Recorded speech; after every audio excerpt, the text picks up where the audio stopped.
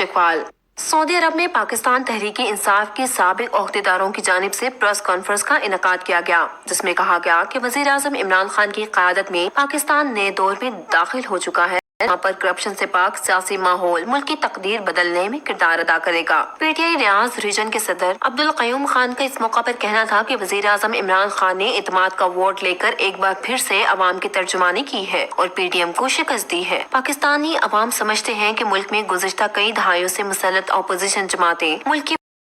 निकाल चुके हैं और वजीर आजम इमरान खान मुल्क की मईशत को बेहतर बनाने के अलावा इंसाफ पर मबनी निजाम लाने के लिए कोशां है, जिसमें करप्शन और नाइंसाफी का खात्मा हो रहा है और एक नया पाकिस्तान बन रहा है। प्रेस कॉन्फ्रेंस से डॉक्टर सलमान शाहिद, अब्दुल हकीम, राशिद मंदोखैर, फजल वहाब, लियाकत अली और कफायतुल्लाह ने इजहार ख्याल करते हुए कहा कि पीटीआई सऊदी अरब में सबसे बड़ी सियासी जमात है जो ओवरसीज में होने वाले पार्टी इलेक्शन में भी बढ़ चढ़ कर हिस्सा ले रही है और वर्कर्स को सियासी शऊर दे रही है। राना अजीम, एसवी न्यूज़, सऊदी अरब।